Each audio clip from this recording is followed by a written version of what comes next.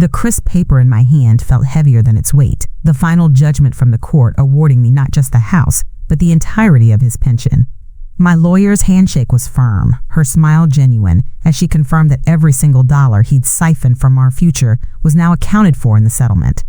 But to understand how I ended up with everything he thought was his, we have to go back to a time when I thought we were everything.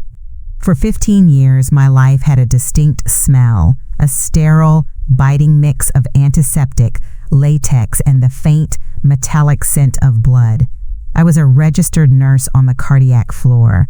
My days weren't spent at a desk. They were spent on my feet for 12, sometimes 14 hours straight. I was the one holding pressure on a bleeding artery, the one programming the IV pump to deliver life-saving medication, the one talking a terrified patient through the moments before they were wheeled into open-heart surgery. My body was a roadmap of my dedication. My lower back ached with a permanent dull throb from turning patients and pushing heavy gurneys. My hands were perpetually dry and cracked from being washed 100 times a shift. Sleep was a precious commodity, often interrupted by the ghost beeps of heart monitors that played on a loop in my exhausted mind. I did it because I was good at it, and because I believed in the tangible difference I was making. Every paycheck, every dollar I put into our joint savings account, every contribution to my pension, it felt earned. It was blood, sweat, and tears made real, invested in the future I was building with my husband, Mark. I remember one particular Tuesday with perfect, painful clarity. It was the kind of shift that grinds you down to a nub. We'd lost a patient, a sweet grandfather, who'd been recovering well until he threw a clot. I had held his wife's hand as the doctor gave her the news, absorbing her shrieking grief until my own bones felt hollow. I'd clocked out an hour and a half late, my scrubs feeling stiff and my shoes like cement blocks. When I finally pushed open our front door, the silence was the first thing I noticed. Mark was on the couch, bathed in the blue glow of the television, a half-empty glass of whiskey on the coaster beside him. He looked up and gave me a lazy, handsome smile.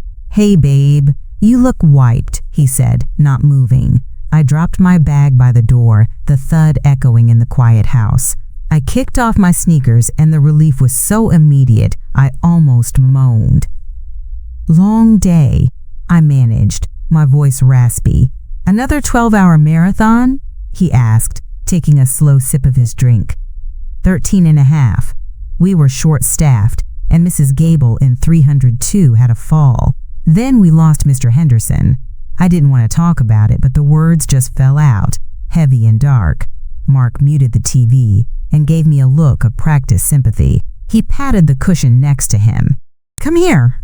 I trudged over and sank into the sofa, leaning my head on his shoulder. He smelled good, like his expensive cologne and whiskey, clean, so different from the smells of sickness and fear I carried home with me. He wrapped an arm around me, but it felt performative. "I just don't know how you do it, Sarah," he murmured into my hair. "It's like you're married to that hospital. I was thinking we could go out tonight, grab a nice dinner, but I guess that's out of the question." A familiar pang of guilt hit me, sharp and unwelcome. "Mark, I can barely stand. I just want a hot shower and my bed." No, I get it. "Of course," he said, his tone just a little too reasonable. He squeezed my shoulder. "You're out there being a hero, saving lives. I get it. I just worry about you, that's all. And, you know," he sighed, a soft, theatrical sound, "I miss my wife sometimes." At the time, I just felt a fresh wave of exhaustion. I felt guilty for being too tired, for bringing the hospital home with me, for not being the fun, energetic wife he seemed to want. I apologized, promised we'd do something on my next day off, and then dragged my aching body upstairs. I chalked it up to the normal strain of a demanding career on a marriage. Looking back now, I see that conversation for what it was. It wasn't concern, it was stage management. He was carefully crafting a narrative where I was the absent, work-obsessed partner. He was making my sacrifice, the very work that was funding our comfortable life and padding the savings account he would later raid, into a problem. He was making me the villain of our story so he could feel like the victim. All the while, he had already found someone else to have that nice dinner with. I was just the tired, oblivious woman who paid for it. The injustice, when it finally revealed itself, wasn't a dramatic movie-style confrontation in a crowded restaurant. It was quiet, sterile, and it happened in our home office on a Wednesday afternoon. I had the day off, a rare gift, and I was trying to do something responsible, consolidate our financial paperwork for our tax accountant. I was looking for a specific statement from our high-yield savings account, the one I'd set up years ago, the one I'd nicknamed our Dream House on the Coast Fund. Every time I worked a holiday or picked up a grueling overtime shift, I'd manually transfer the extra pay into that account, picturing a future where my back didn't ache and the only beeping I heard was the sound of seagulls. The file wasn't in the cabinet where I kept all our joint financials. I frowned, my fingers flipping through neatly labeled folders. Mortgage, car loans, Mark, 401k, Sarah, pension. It wasn't there. A small, cold knot began to form in my stomach. I went to his desk, a sleek mahogany thing he'd bought himself after a promotion. It was usually a mess, but today it was suspiciously tidy.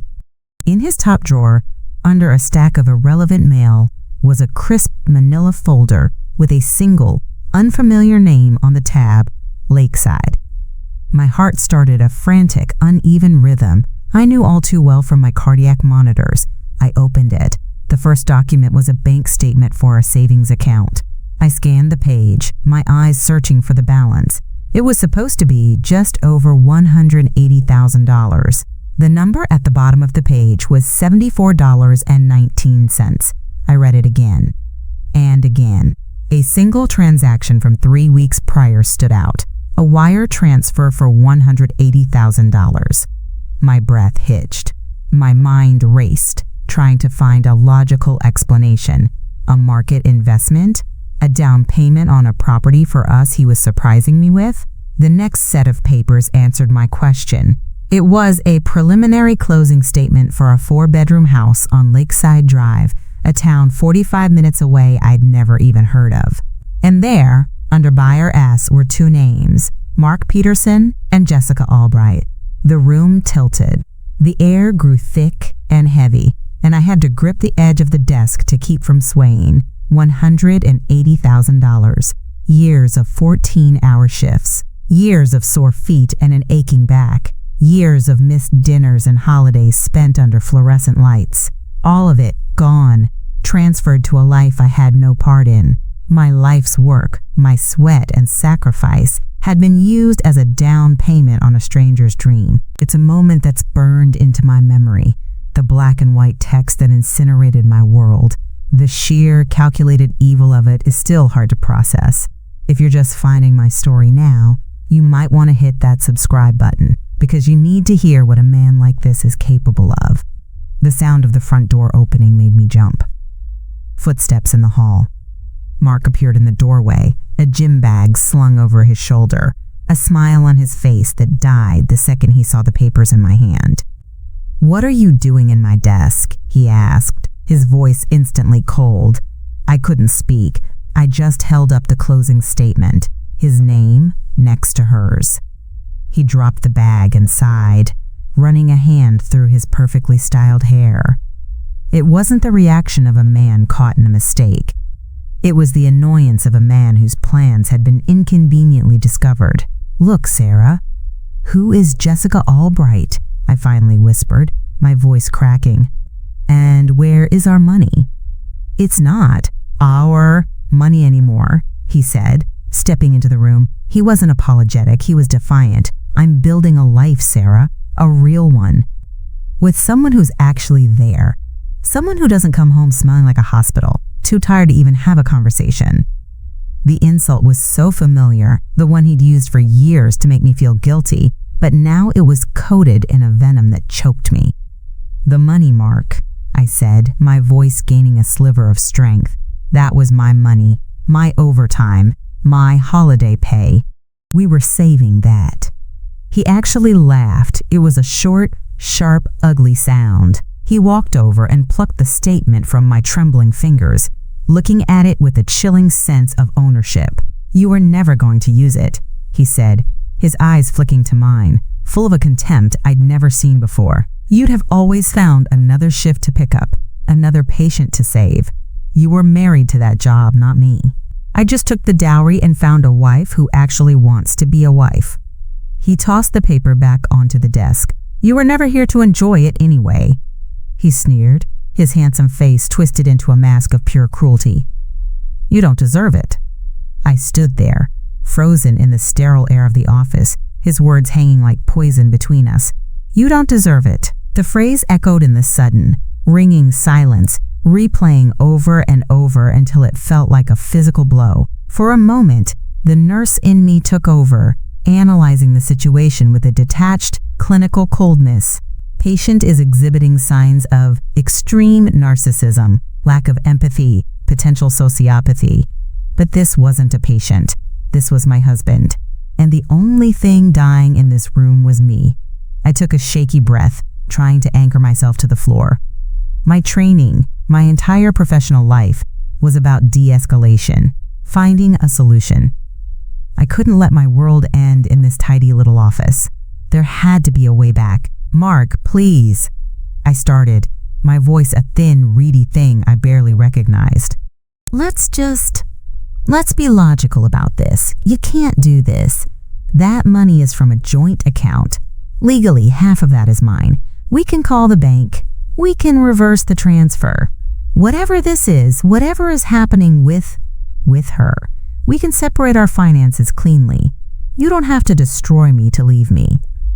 I was appealing to the man I thought I knew, the pragmatic accountant who valued order and rules. I was trying to talk to the man who, just a few years ago, held my hand in a lawyer's office as we signed our wills, promising to take care of each other. I was looking for any flicker of him in the cold eyes staring back at me. He just watched me, a small, unreadable smile playing on his lips. He let the silence stretch, letting my desperate, reasonable words evaporate. Then he laughed. It wasn't a loud, booming laugh. It was a short, sharp huff of air through his nose, a sound of pure, unadulterated pity. It was the sound someone makes when a child says something hopelessly naive. "Oh, Sarah." "Legally," he scoffed, shaking his head as if I were the stupidest person he'd ever met.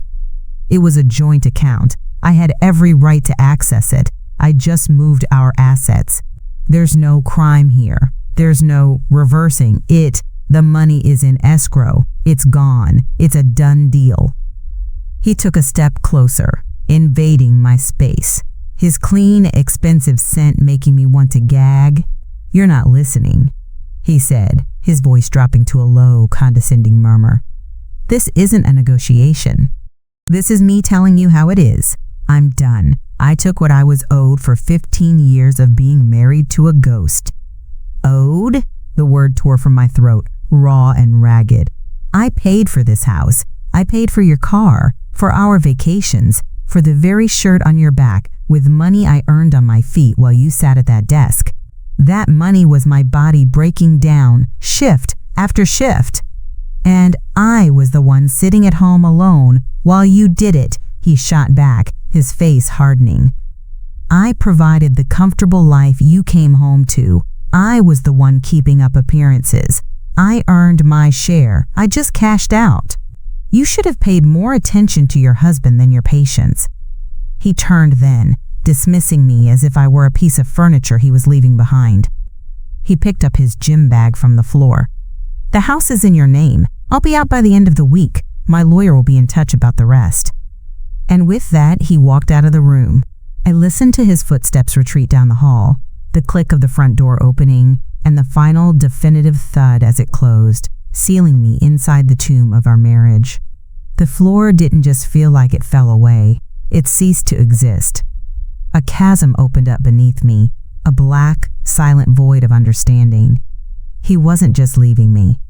He hadn't just stolen from me. He had erased me. In his story, all my work, my pain, my sacrifice. It wasn't a contribution, it was a fault. My dedication wasn't a virtue, it was a sin he had to be compensated for. The man I loved, the future I'd worked myself to the bone for, the very memories I held dear. They were all a fiction I had written by myself. He was never my partner. I was just his bank. And he had just closed the account.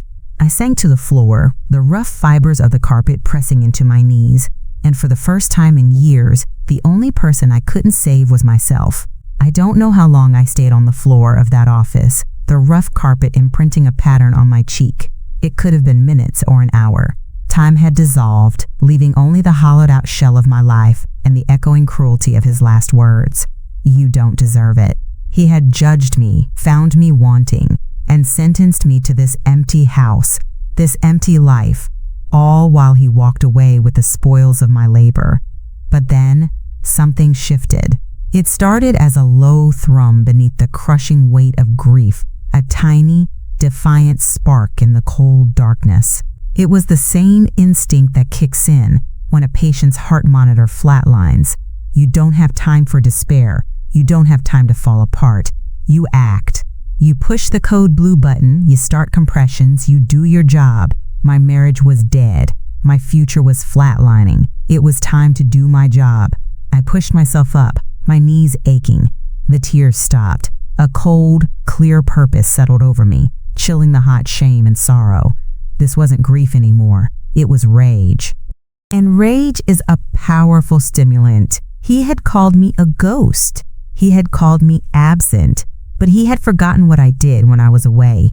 I spent my days in a world of meticulous detail, where one misplaced decimal point in a dosage could mean the difference between life and death. I documented everything. I followed protocols. I analyzed charts, looking for patterns, for the subtle sign that heralded a coming crisis. And Mark, in all his smug, self-satisfied arrogance, was a crisis I had failed to diagnose. Until now. I turned back to his desk. The Lakeside folder was the presenting symptom, but I needed to see the whole pathology report. I started not with the papers, but with his laptop. He'd been so confident, so dismissive, he hadn't even bothered to take it. He probably assumed I wouldn't know his password. He was wrong. It was the name of his first dog, the same password he'd used for everything for 20 years. Arrogance makes you lazy. My fingers flew across the keyboard. I didn't look at his emails or his photos. I wasn't interested in the emotional pornography of his affair. I was looking for one thing, the money. I logged into our online banking portal, the joint accounts. I barely checked because I trusted him. And that's when I saw the smaller, more insidious pattern of theft that preceded the main event. For the last 18 months, there had been regular 4-figure transfers from our joint checking account, the one my paycheck went into, to a credit card I'd never heard of, an Amex Platinum. I pulled up the statements, a year and a half of his secret life, itemized and paid for by my aching back and bleeding heart. It was all there, a detailed ledger of his betrayal, a long weekend at a 5-star resort in Napa, a trip he'd told me his company paid for, jewelry from Tiffany's, purchased 2 days before the Valentine's Day he'd forgotten because he was so swamped at work. Dozens of dinners at restaurants he'd always claimed were too expensive for us. And then I saw the recurring charge, the one that made my blood run cold, a monthly payment of $200 to a high-end apartment complex downtown. He hadn't just been taking Jessica to dinner, he'd been housing her. I started a spreadsheet, the clinical grid a soothing balm to my fury. Charge by charge, I tallied it up. The resort, the jewelry, the dinners, the rent. The total came to just over $62,000.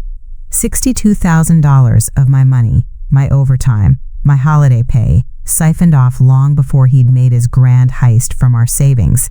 He hadn't just taken the dowry. He'd been bleeding me dry for years. A phrase popped into my head, something I'd read once in an article about contentious divorces. Dissipation of marital assets, the spending of marital funds for a non-marital purpose, like an affair, just before a separation. I typed the phrase into the search bar. Article after article confirmed it. In our state, a judge had the discretion to award the wronged spouse a larger share of the remaining assets to compensate for the money that had been squandered. He thought the $180,000 wire transfer was a clean break. He thought because the account was joint, the money was his to take. But this secret credit card, this long documented history of spending marital funds on his mistress, this was different. This wasn't him building a new life. This was theft, plain and simple. It was the proof. It was the leverage. I looked at the closing statement for the Lakeside house again, his name and hers. He'd used my life's work to buy their dream. But my pension, the one I'd been paying into for 15 years, was still there. So was the equity in the house he'd just abandoned. My house. He thought he'd left me with an empty home. I was going to make sure he left with nothing else. I methodically printed every single credit card statement, every bank transfer. I highlighted each lavish dinner, each rent payment, each romantic getaway. I created a new file folder, crisp and clean. On the tab, I wrote a single word in neat, black ink, leverage. He had made me the villain of his story. He was about to find out what it felt like to be the patient on my operating table. I picked up my phone, my hand perfectly steady, and dialed the number for the most ruthless divorce attorney in the city. The woman who answered the phone had a voice like gravel and smoked glass. Stone and Associates. I need to speak with Camilla Stone, I said, my own voice steady, devoid of the tremor that had shaken it just hours before. It's regarding a contentious divorce. She's booked for the next 3 weeks, the voice rasped. Tell her I have a spreadsheet, I said, and over a year's worth of documented, itemized dissipation of marital assets totaling more than $60,000, plus a fraudulent wire transfer of $180,000. Tell her I'm a cardiac nurse and my charting is meticulous. There was a pause. I heard a muffled conversation, then the click of a hold button. Less than a minute later, a new voice came on the line, sharp and clear as a scalpel. This is Camilla Stone. You have my attention. Can you be at my office tomorrow at 9 a.m.? Camilla Stone's office was on the 30th floor of a downtown skyscraper, a world of chrome, black leather, and floor-to-ceiling windows that looked down on the city like a god. She was a woman who looked like she'd been carved from granite, with sharp eyes that missed nothing. She didn't offer me coffee or condolences. She just pointed to the chair opposite her massive desk and said, "Show me." I opened my folder, the one I'd labeled leverage, and laid it all out. The spreadsheet, the highlighted Amex statements, the bank transfers, the closing documents for the Lakeside house. I walked her through it with the same dispassionate clarity I'd used to present a patient's case during rounds. I didn't cry. I didn't raise my voice. I simply stated the facts, the cold, hard data of my husband's betrayal. She listened, her eyes scanning each page, her expression unreadable. When I finished, she leaned back in her chair and steepled her fingers. For a long moment, she was silent. "He thinks you're a ghost," she said, her voice a low hum. "A tired, overworked, oblivious ghost. He thinks you'll roll over, take the pittance his lawyer offers, and disappear. He's counting on you being too broken to fight." "He's wrong," I said. A slow, predatory smile spread across her face. "Yes, he is. This," she tapped the pile of papers with a perfectly manicured nail, "this is a gift. The Lakeside house, he might be able to argue that away as a bad investment. But this, the secret credit card, the rent for the mistress, the jewelry, this is a deliberate, systematic pillaging of the marital estate. This is our lever." She leaned forward, her eyes locking onto mine. "We're not going to ask for half, Sarah. We're going to argue that his calculated fraud entitles you to a disproportionate share. We're going to go for the house, free and clear. And we're going for his entire pension." The word hung in the air. His pension. The one he'd contributed to from his cushy accounting job. It seemed impossible. His pension was accrued during the marriage, Camilla explained, already anticipating my question. "It's a marital asset. We will argue that since you were the primary financial engine of this marriage, and since he has already stolen your cash savings and squandered tens of thousands more, you are entitled to his future earnings to make you whole. We will leave him with nothing but his girlfriend and the mortgage he took out in her name." The strategy was brutal, beautiful, and utterly righteous. I felt a wave of relief so profound it was almost dizzying. I wasn't just fighting for what was mine, I was taking back what he owed. The next few days were a masterclass in performance. When Mark's lawyer sent over the initial divorce filing, a boilerplate document offering me the house, which was already in my name, but demanding I sign away any claim to his pension and other investments. I told Camilla to accept a meeting. I let Mark think I was folding. He came by on Saturday to get the last of his things. I made sure to look the part. I wore old, stained sweatpants and one of his faded t-shirts.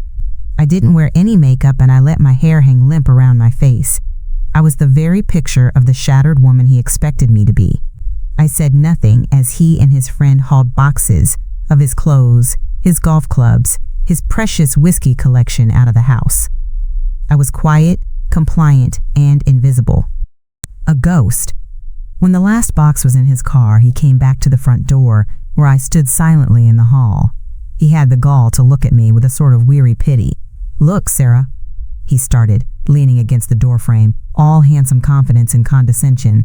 "No hard feelings, all right? It's just business."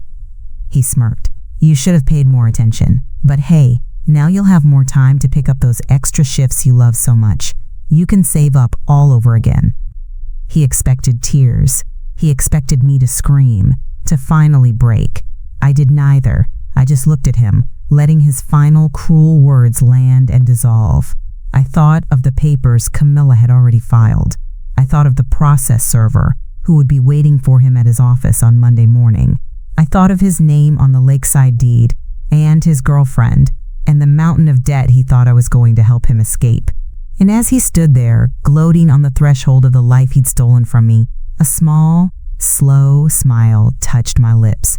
It was a tiny thing, barely a flicker, but it was there. He saw it. A flicker of confusion crossed his face, the self-satisfied smirk faltering for just a second. He read it as the pathetic, broken grimace of a defeated woman. He shook his head, a little puff of laughter escaping his lips. "Pathetic," he muttered, then turned and walked away for good. The door clicked shut, leaving me alone in the silence. The mechanism was set. He thought he'd won. He didn't realize the operation had already begun. The courtroom was cold, a sterile environment not unlike my cardiac floor, but the tension here was a different vintage. It wasn't the life or death hum of machinery, but the suffocating silence of lives waiting to be dismantled. I sat beside Camilla Stone, my back ramrod straight, my hands folded calmly in my lap. Across the room, Mark sat with his lawyer. He caught my eye and gave me a condescending little smirk, a final twist of the knife before what he believed would be his final victory. He was wearing a new suit, tailored and expensive, probably paid for with the last dregs of my overtime.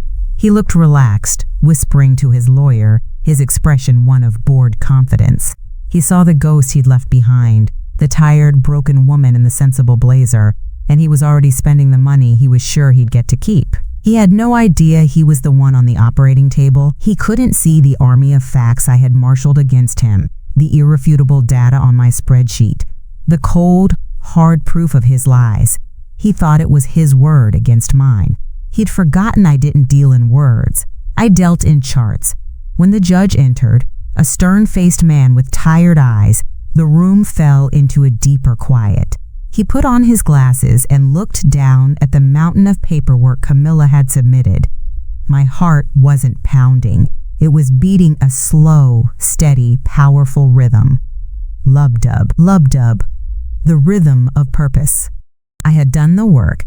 I had checked the labs, read the chart, and prepared the instruments. The diagnosis was clear. Now we were just waiting for the official pronouncement. "Mr. Peterson," the judge began, his voice gravelly, cutting through the silence. Mark sat up a little straighter, his smirk softening into a look of polite attention. The judge wasn't looking at him. He was looking at the highlighted American Express statements. Over an 18-month period, you charged $62,412.77 to a credit card your wife was unaware of. These funds were drawn directly from a joint account funded almost exclusively by Mrs. Peterson's salary. He picked up another sheet. These charges include, multiple stays at 5-star resorts, jewelry from Tiffany & Company, and, most significantly, monthly rent payments for a downtown apartment for a Miss Jessica Albright. Mark's face paled. The confident posture deflated, just slightly. His lawyer put a hand on his arm. Then, the judge continued, his voice hardening. Just 3 weeks before informing your wife of your intention to divorce, you transferred $180,000, the entirety of your joint savings, into an escrow account for a property you intended to purchase with Ms. Albright. You then presented your wife with a settlement offer that would have left her with the house, which was already in her name, while you retained your significant pension and investments. The judge finally lifted his eyes from the papers and leveled a gaze at Mark that could have frozen blood. This court does not see this as a simple division of assets, Mr. Peterson. It sees a calculated, systematic dissipation of the marital estate.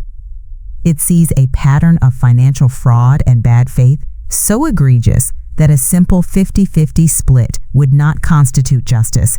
It would, in fact, reward you for your theft. Mark's mouth opened, a small, strangled sound escaping. His lawyer's grip tightened. Therefore, the judge declared, his voice ringing with finality, this court rules as follows. The marital home and all its equity are awarded to Mrs. Peterson, free and clear. Given that Mr. Peterson has already liquidated and squandered their shared liquid assets, we must look to other marital property to make Mrs. Peterson whole. He paused, letting the words hang in the frigid air. This was it, the moment the paddles are charged. Clear. The court hereby awards 100% of Mr. Peterson's accrued pension and 401k benefits to Mrs. Peterson to be transferred via a qualified domestic relations order. The sound Mark made was not human. It was a choked, guttural gasp, the sound of a man who'd just been run through. The color drained completely from his face, leaving a sickly gray pallor. His jaw went slack. He swiveled his head, his eyes wide with pure, unadulterated panic, and stared at me. The ghost was gone. In my place sat the architect of his ruin. The smirk, the pity, the condescension. It all evaporated, replaced by a dawning, horrified understanding.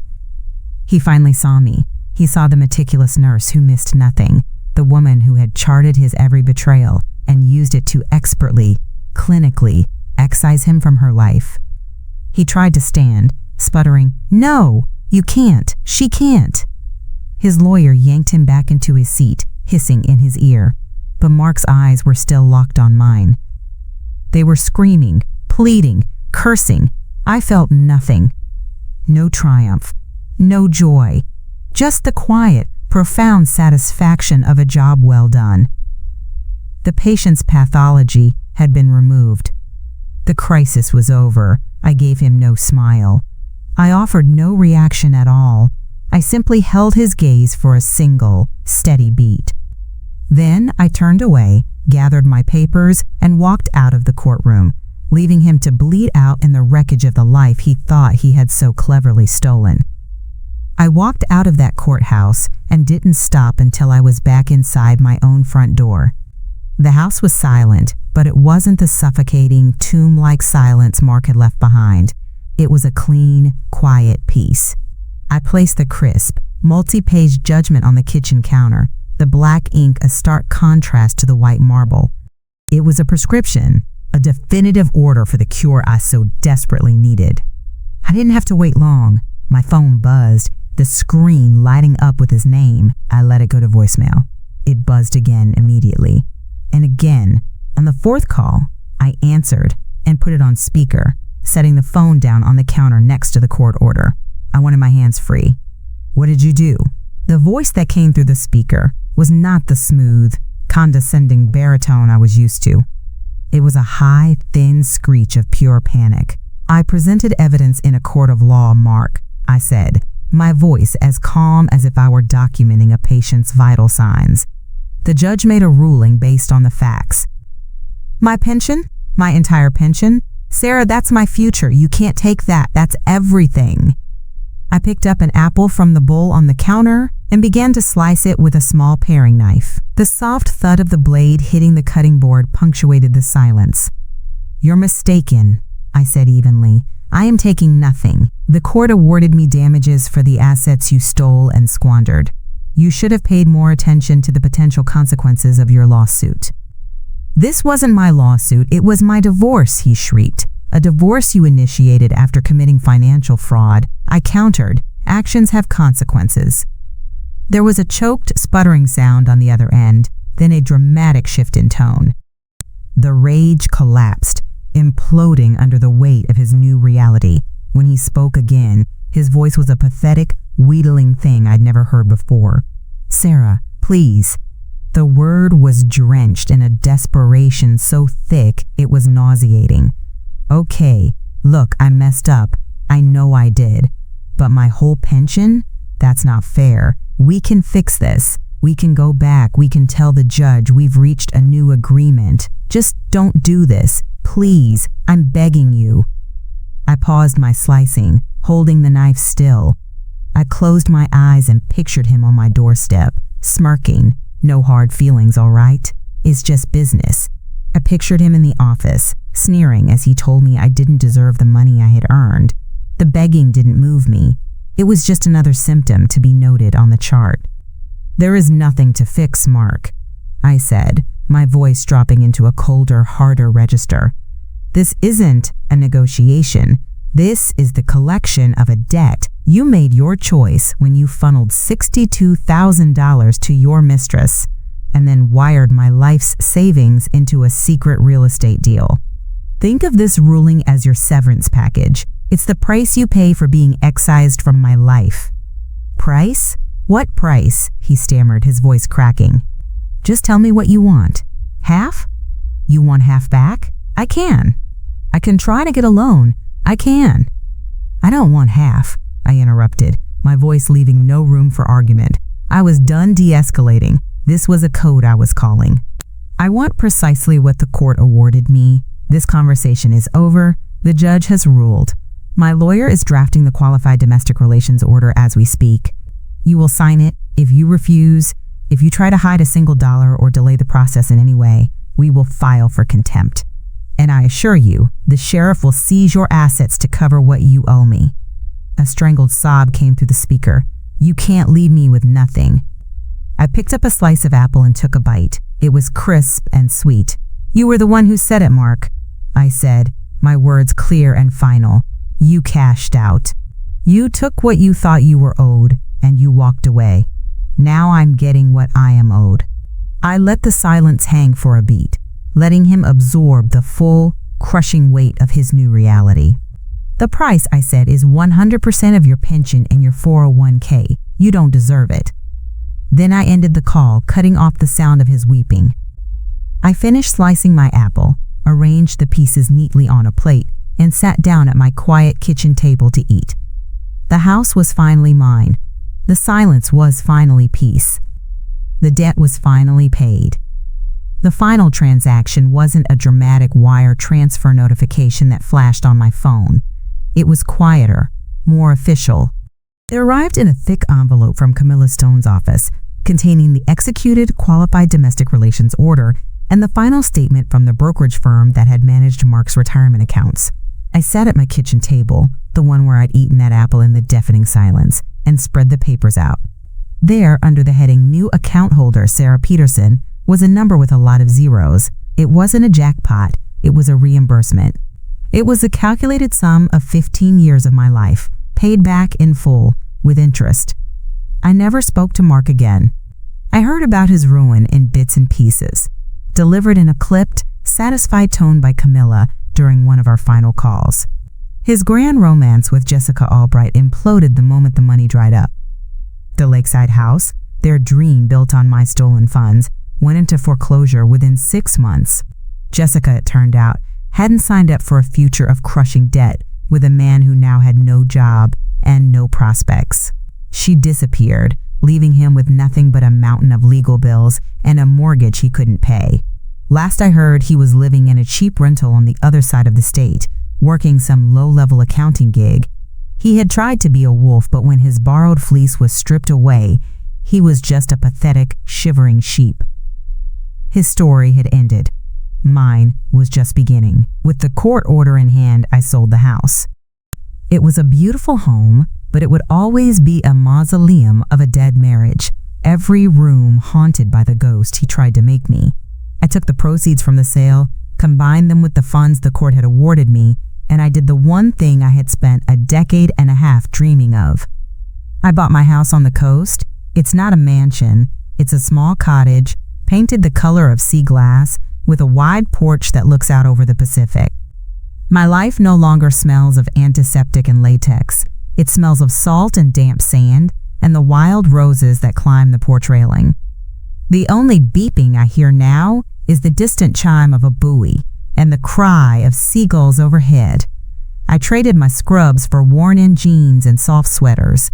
I traded 14-hour shifts for long, meandering walks on the beach with a dog I adopted from the local shelter. The money didn't buy happiness, not exactly. It bought freedom. It bought the quiet I needed to heal. It bought me a new life where my body doesn't ache with a permanent dull throb. I sleep through the night now, my mind free from the phantom beeps of heart monitors. Sometimes I volunteer at a local free clinic, but on my own terms. I give my time when I want, not because I have to. I am no longer a ghost in my own life. I am present for every sunrise, every high tide, every quiet evening on my porch. Mark's final sneering words to me were, "You don't deserve it." He was wrong. I had earned this peace with every drop of sweat, every missed holiday, every aching muscle. The court case wasn't about revenge. It was about reclamation. It was about taking the narrative he had written for me, the one where I was the absent, work-obsessed villain, and setting it on fire. I didn't just take his pension. I took back my story. My journey from the cardiac floor to this ocean view was a lesson in meticulous rage and the power of a well-documented spreadsheet. If you believe that a person's life's work is worth fighting for, and that justice is a dish best served with irrefutable evidence, then you'll want to stick around for what comes next.